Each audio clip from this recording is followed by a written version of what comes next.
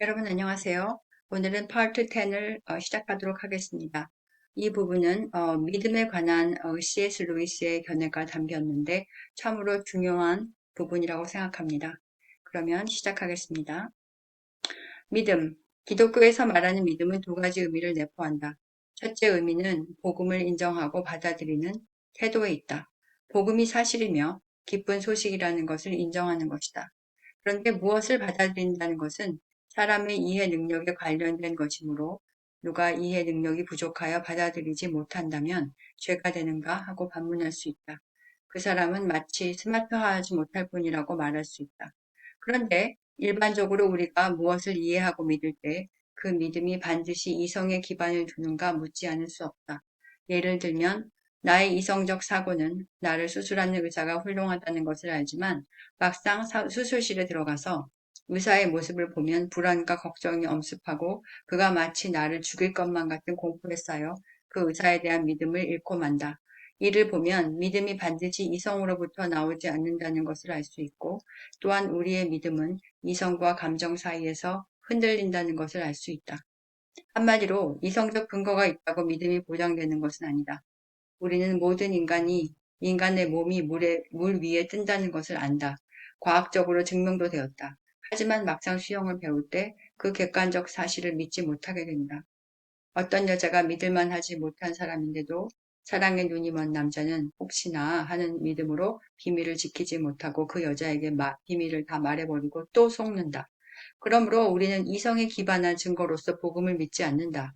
어떤 사람이 복음을 증거로서 믿는다면 어느 순간 나쁜 일이 있을 때 그의 믿음은 흔들리게 된다. 그의 감정이 그 모든 객관적 증거를 덮어버리는 순간이 온다. 물론 복음을 뒤덮을 수 있는 지금까지 발견되지 않은 어떤 새로운 사실이 발견된다면 또 다른 이야기이다. 하지만 2000년이 지나도록 예수가 죽어서 부활하지 않았다는 증거는 발견되지 않았다. 그러므로 믿음은 인정하는 것이요. 일단 인정한 다음부터는 감정에 의해 변하지 않는 것이다. 내가 크리스천이 되기 전에 기독교가 매우 이성적으로 옳다고 생각했었는데 크리스천이 된 후에 기독교가 매우 이성적으로 의심이 가는 것을 보면 알 수 있다. 사람이 가진 감정의 기복은 언제든 다시 온다. 그래서 기독교에서는 감정이 달라져도 어떤 상황이 돼도 변하지 않는 믿음이 진짜라고 말하는 것이다. 감정에 따라 변하면 그것은 믿음이 아니다. 믿음을 갖는다는 것은 첫째, 나의 믿음은 감정에 흔들릴 수도 있고 감정은 언제든 또 바뀔 것이라는 생각을 인지하는 것이다. 둘째, 복음을 믿는 크리스천은 절대로 흔들리면 안 된다는 것을 아는 것이다. 이 믿음은 매일 기도와 예배로 지켜줄 수 있다. 우리가 믿는 것이 무엇인지 항상 상기하는 것이 필요하다. 그렇지 않는 한 우리의 믿음이 흔들리지 않을 리가 없다. 그것은 가꿔져야 하고 노력으로 지켜져야 한다. 그래서 신앙심을 저버린 사람들은 이성적으로 결정한 것인지 혹은 믿음을 가꾸지 않아서인지 의문해 볼 필요가 있다. 아마도 후자일 가능성이 높다.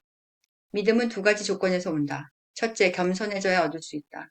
사람이 자기가 우월하려는 욕망이 있다는 것을 솔직히 인정해야 겸손해질 수 있다. 둘째, 우리의 힘으로는 도저히 삶을 컨트롤할 수 없다는 것을 깨달을 때 온다. 우리가 노력하면 할수록 우리의 의지가 얼마나 빈약하고 우리가 얼마나 형편없는지 알 때 온다. 어느 누구도 혼자 힘으로 바르게 살려는 시도를 해보지 않고서는 자신이 얼마나 악에 약한지 깨닫지 못한다. 사람들이 바르게 살고자 하는 목적을 향해 나아갈 때 유혹을 경험하여 알지 못하면 그것이 얼마나 강한지 모르는 것이다. 누구랑 싸워봐야 그 사람이 얼마나 강한지 알 수 있다. 싸우지도 않고 항복하면 그 사람이 얼마나 강한지 알 방법이 없다. 바람이 강한지 알려면 그 바람에 역행해 봐야 알 것이다. 들어 눕는다면 그 바람이 강한지 어떻게 알겠는가? 악한 사람은 악을 잘 모른다. 그들은 악에 맞서지 않고 그냥 마음을 내주었기 때문에 악이 얼마나 나쁜지 알 수 없다. 또한 이러한 모든 시도들이 최선을 다해본 것이 아니라면 도저히 혼자서는 할 수 없다는 것을 깨달을 수 없다. 조금 해보고서 그만둔다면 어느 정도는 내가 할 수 있다고 환상을 가질 수 있다.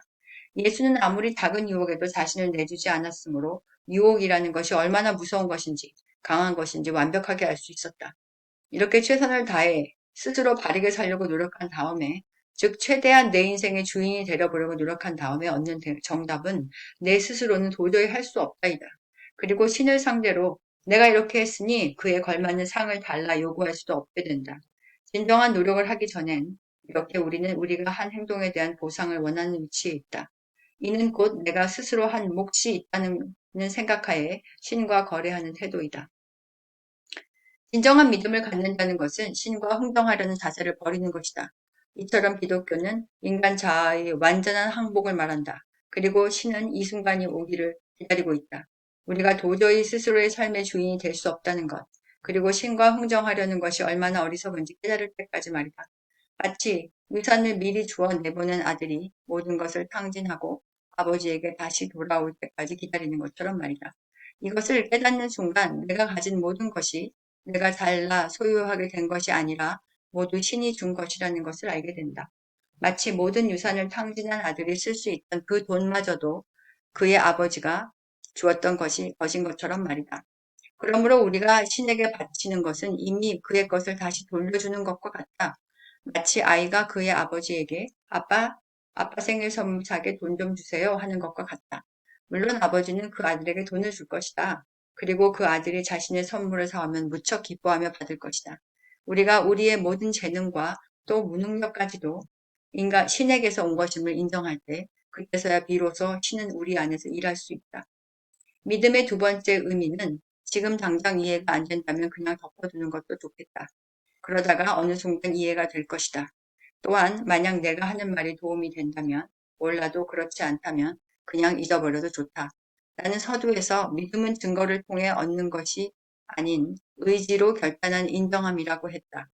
그리고 자신의 인생을 스스로 좌지우지할 수 없고 모든 것이 신으로부터 온 것이라는 것을 깨달은 후에 온다고 했다. 다시 말하면 우리 손에 남은 것은 아무것도 없음을 깨닫는 과정이다.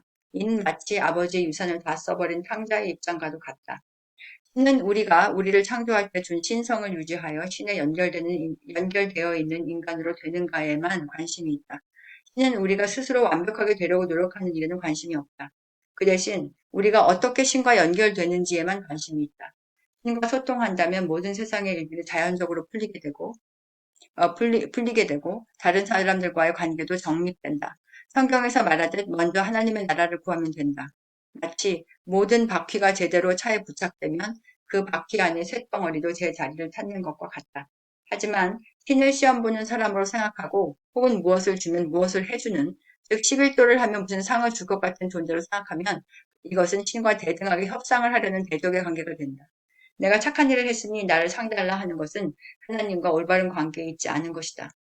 사람은 자신이 아무것도 가진 것이 없고 인생이 자신의 마음대로 좌지우지 되지 않는다는 것을 깨달을 때까지 결코 신과 올바른 관계를 성립할 수 없다. 내가 말하는 아무것도 가진 것이 없다는 것을 깨달음이란 말은 이미 내가 가진 모든 것이 혹은 아직 가지지 못한 것조차 그의 것이고 내게 준 것을 지키지도 못했으므로 돌려줄 것도 없는 그런 처절한 빚쟁이, 신세의 완전 파산한 상황이라는 것을 의미한다. 이러한 완벽한 파산을 인지하기 위해서는 오직 우리가 최선을 다해 우리 힘으로 살아보지 않는 한 도저히 얻을 수 없다. 만약 이런 경험을 하지 못한다면 우리 마음에 항상 우리가 노력하면 될 것이라는 생각이 있을 것이다. 그러므로 신에게 돌아가는 방법은 혼자 살아보려고 안간힘을 쓰는 삶의 노력과 노력을 거듭할 때 얻을 수 있다. 모든 짓을 다 해봤는데 결국 안 된다를 깨우쳐야 한다. 우리의 천신만고 노력이 우리의 삶을 결정짓지 못한다는 것을 알아야 한다. 그리고 나서야 인간은 나는 못하겠으니 신이 하십시오 라는 말이 나오고 항복이 되는 것이다. 이런 항복의 마음이 들도록 그럼 기도하는 것은 어떤가? 묻는다면 그것은 올바른 과정이 아니라고 할 수 있다. 일반적으로 인생에 무슨 일이 생기면 그때는 그게 무슨 일인지 알지 못한다. 성숙하는 과정에서 내가 성숙하고 있구나 하고 느끼지 못한다. 일반적으로 세월이 지나고 나면 무슨 일이 있었는지 그동안 내가 성숙했다는 것을 알 수 있게 된다. 잠을 자는 과정을 느끼려면 더욱 눈이 말똥거린다. 변화는 그 변화를 의식하지 않는 동안 천천히 진행된다. 우리가 우리 노력으로 우리 삶을 이끌려고 하다가 신에게 다 넘겨버릴 때 그때가 변화의 순간이다. 신에게 넘긴다는 말의 뜻을 오해하면 안 된다. 이 말은 노력을 더 이상 안 하고 감이 떨어지기를 기다린다는 말이 아니다. 모든 믿음을 예수가 하도록 맡긴다는 말도 아니다. 예수가 태어나서부터 십자가에 못 박혀 죽을 때까지 하나님께 순종했던 그 삶의 모델이 내게도 임할 수 있다는 것을 믿어야 한다는 말이다. 예수는 한 인간으로서 어떻게 신에게 순종할 수 있었는지를 보여준다. 그리고 그러므로 말미암아 그가 가진 모든 것을 아무것도 가지지 못한 자들에게 다 넘겨주었다. 그가 가진 신의 아들의 위치를 우리에게도 부여한 것이다. 크리스천의 삶은 이 선물을 받아들이는 데 있다. 하지만 이를 받아들이려면 우리가 절대 무언가를 혼자 이룰 수 없고 우리가 그동안 했던 모든 것은 결국 신이 허락해서만 가능했다는 것을 이 사실을 반드시 깨달아야만 한다. 우리가 바라는 것은 죄가 사해졌으니 이제 더 이상 노력하지 않아도 된다일 것이다. 하지만 바르게 살려고 노력하지 않으면 바른 삶이 내 힘으로 도저히 이룰 수 없다는 것을 어떻게 알겠는가? 그러므로 최선을 다하면서 내가 내 힘으로 할 수 없다는 것을 계속 깨달으면서 그래서 예수에게 모든 것을 신뢰하고 맡기면서 살아야 우리의 믿음 전선은 이상이 없을 것이다. 예수를 믿는다는 것은 그가 말한 모든 것을 하려고 최대한 노력하는 것이다. 누구를 믿는다 하면서 그가 말한 것을 불신한다는 것은 넌센스이다. 오늘은 여기까지 하겠습니다. 이것은 믿음에 관한 Mere Christianity의 아주 가장 중요한 부분이라고 생각합니다. 여러분, 그러면 다음 파트 11에서 만나보기로 하겠습니다. 들어주셔서 감사합니다. 안녕히 계세요.